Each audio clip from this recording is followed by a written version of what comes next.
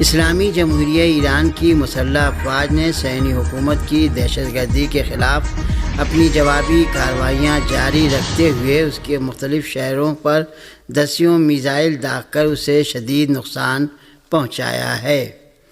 ایران کی مسلح افواج نے اتوار اور پیر کی درمیانی شب وعدہ صادق 3 آپریشن کے تیسرے مرحلے کے تحت اپنی انتقامی کارروائی کے 8ویں دور کا آغاز کیا، جس میں ایران نے اپنے دسیوں پیش رفتہ اور مزید تباہ کن میزائلوں کا استعمال کرتے ہوئے تل ابیب، حیفا، پتخ تقوا سمیت مقبوضہ فلسطین کے مختلف علاقوں اور شہروں کو نشانہ بنایا۔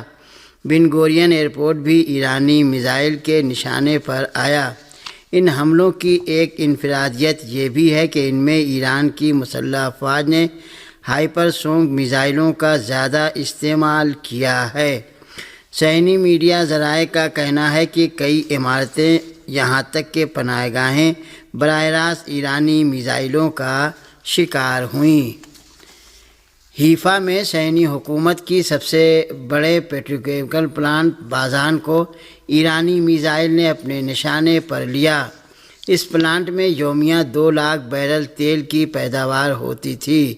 اس کے علاوہ حیفا ریفائنری کو بھی ایران نے اپنے نشانے پر لیا، جو اسرائیل کے لیے اس قدر حساس تھا کہ اس نے اس حملے کی ہر قسم کی تصویر یا ویڈیو کی اشاعت پر سخت پابندی عائد کر دی۔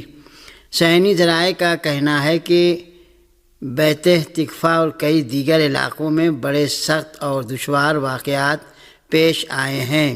تل ابیب میں ایرانی میزائلوں نے کئی عمارتوں کو زمیں بوس کر دیا، جبکہ دسیوں کو بھاری نقصان پہنچا ہے۔ ایرانی حملوں کے بعد مقبوضہ فلسطین کے بعض علاقوں کی صورتحال ایسی بحرانی ہو گئی ہے کہ سوشل میڈیا صارفین نے صہیونی علاقوں کی تباہی کا موازنہ غزہ سے شروع کر دیا ہے۔ غیر ملکی اور عبرانی میڈیا نے ایران کے حالیہ حملوں کو ایسا سخت اور تباہ کن بتایا ہے جس کی صہیونی تاریخ میں نظیر نہیں ملتی۔ قابل ذکر ہے کہ اسرائیل اور اس کے حامیوں کے تمام دفاعی سسٹم ایرانی میزائلوں کو روکنے میں ناکام رہے ہیں۔ لندن سے شائع ہونے والی میگزین رائے الیوم نے اپنی ایک رپورٹ میں کہا ہے کہ تہران تل ابیب جنگ میں پلڑا ایران کا بہت بھاری ہے۔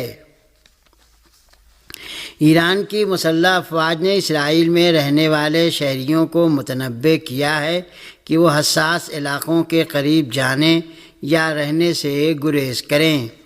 ایک ویڈیو بیان میں ایرانی فوج کے ترجمان نے کہا ہے کہ ہمارے پاس مقبوضہ علاقوں میں واقع اہم اور حساس تنصیبات کا مکمل ڈیٹا موجود ہے۔ اسرائیل میں رہنے والے شہریوں سے اپیل کرتے ہیں کہ صہیونی حکومت کی جانب سے خود کو انسانی ڈھال کے طور پر استعمال نہ ہونے دیں۔ ایرانی فوج کے ترجمان نے کہا کہ اسرائیلی حملوں پر ایران کا رد عمل مقبوضہ علاقوں کے ہر حصے کو اپنی لپیٹ میں لے لے گا۔ شہری اس وارننگ کو سنجیدگی سے لیں اور ان علاقوں کو چھوڑ دیں، کیونکہ یہ علاقے مستقبل قریب میں ناقابل رہائش ہو جائیں گے۔ ایرانی فوج کی جانب سے یہ بیان نشر کیے جانے کے ساتھ ہی ایران نے اسرائیل پر ایک بار پھر میزائل داغ دیے۔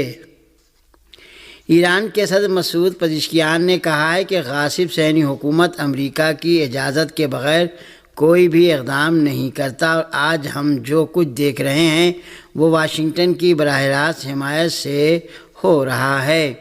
ایرانی صدر ڈاکٹر مسعود پزشکیان نے کابینہ کے اجلاس میں ملک کے اعلیٰ کمانڈروں اور دیگر متعدد افراد کی شہادت پر تعزیت کا اظہار کیا اور صہیونی حکومت کی جارحیت کے مقابلے میں ڈٹ جانے کی ضرورت پر تاکید کرتے ہوئے کہا کہ ان واقعات نے ایک بار پھر ثابت کر دیا ہے کہ غاصب صہیونی حکومت بین الاقوامی قانونی اور انسانی حقوق کو پامال کرنے میں اپنا سانین نہیں رکھتی۔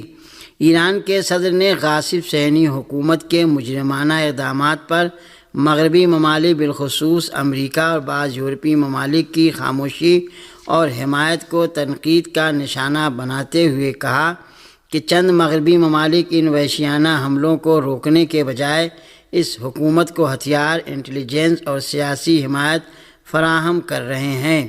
ایران کے خلاف جارحیت میں جو طیارے، میزائل اور ہتھیار استعمال ہو رہے ہیں وہ انہی ممالک نے فراہم کیے ہیں۔ نیز اسرائیل کو انہی ممالک سے انٹیلیجنس تعاون، ریڈار اور ملٹری سسٹم کے ذریعے مدد فراہم کی جا رہی ہے۔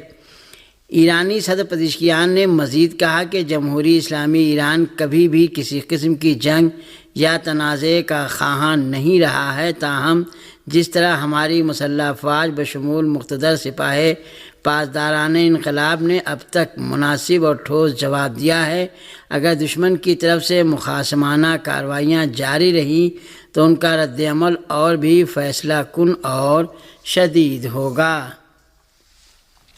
ایرانی پارلیمنٹ کے سربراہ محمد باقر قالیباف نے کہا ہے کہ ایران اسرائیل کو صہیونی وحشیوں کے لیے جہنم بنا دے گا۔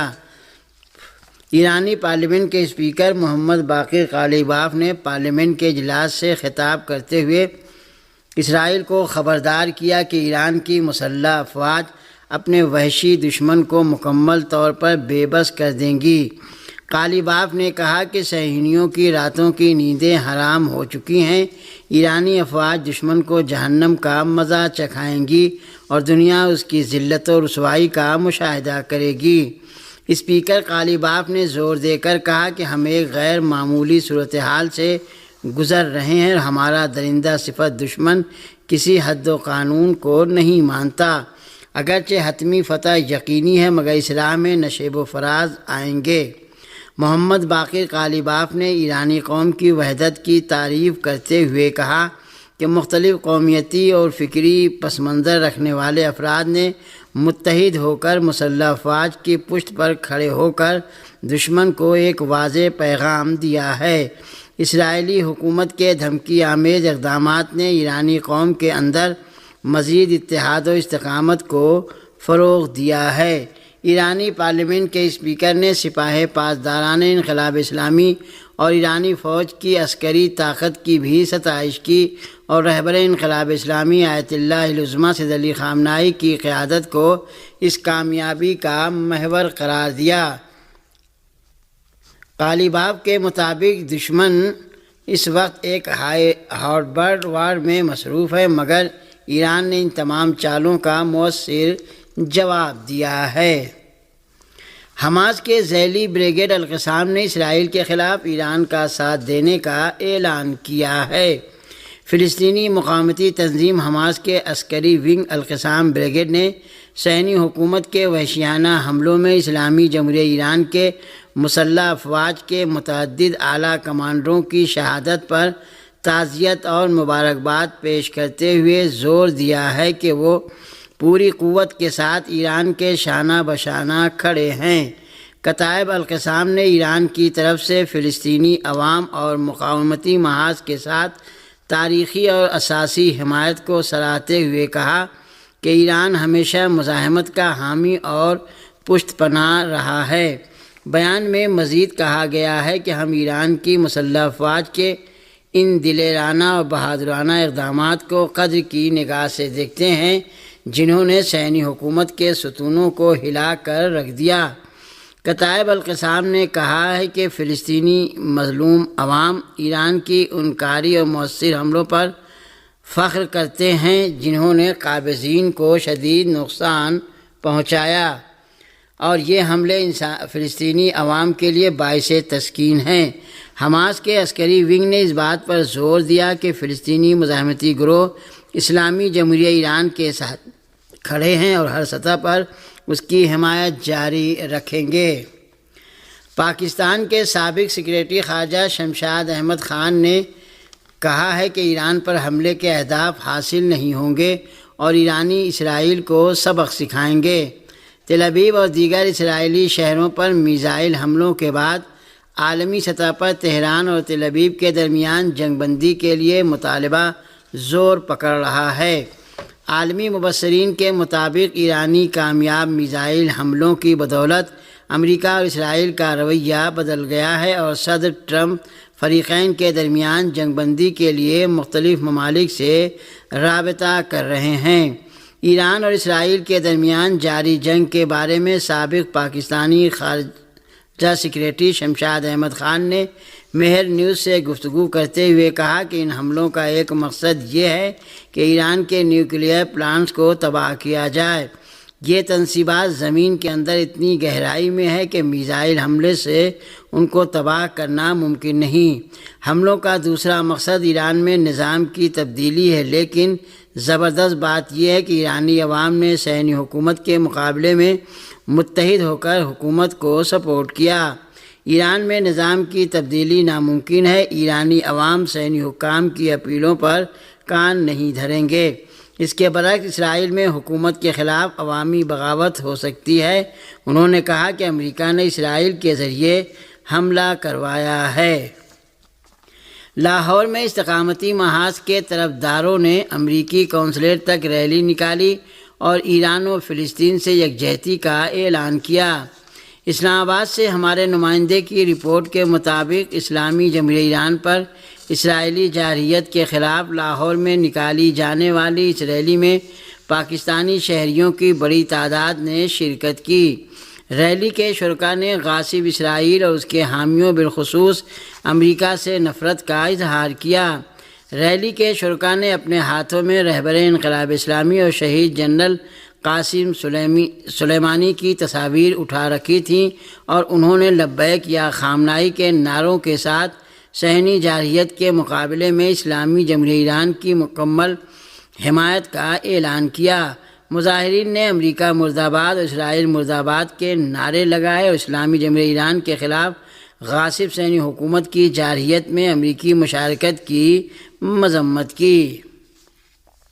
صہیونی ذرائع ابلاغ نے اطلاع دی ہے کہ ایران کی جانب سے میزائل فائر کیے جانے کے باعث پورے مقبوضہ علاقوں میں افراتفری مچی ہوئی ہے، مسلسل خطرے کے سائرن بج رہے ہیں۔ اسرائیلی میڈیا نے اعلان کیا ہے کہ ایران کی جانب سے میزائل داغے جانے کے بعد پورے ملک میں خطرے کی گھنٹی بج گئی ہے۔ ایران کے میزائل حملوں کی نئی لہر میں مقبوضہ علاقوں تل ابیب، اسقلان اور حیفا کے شہروں کو نشانہ بنایا گیا۔ صہیونی حکومت کے خلاف ایران کے میزائل حملے 3 روز قبل آپریشن وعدہ صادق 3 کی شکل میں شروع ہوئے تھے اور ان حملوں کے دوران تل ابیب، حیفا اور مقبوضہ فلسطین کے دیگر اہم علاقوں کو نشانہ بنایا گیا تھا۔ عبرانی زبان کے میڈیا نے یہ بھی اطلاع دی ہے کہ ایرانی میزائلوں نے حیفا اور تبریہ کو نشانہ بنایا۔ اور آخر میں یہ خبر کہ صہیونی اخبار نے اپنی رپورٹ میں اعلان کیا ہے کہ ایرانی میزائلی حملوں کی وجہ سے اسرائیل کی معیشت بالکل تباہی کے دہانے پر پہنچ گئی۔ صہیونی اخبار یدیعوت اہرانوت نے اعتراف کیا ہے کہ ایران کے وسیع پیمانے پر میزائل حملوں کے نتیجے میں اسرائیل کی معیشت تقریباً مکمل طور پر مفلوج ہو چکی ہے اور اب تک 12,000 سے زائد افراد نے مالی نقصانات کے ازالے کے لیے درخواستیں جمع کروائی ہیں۔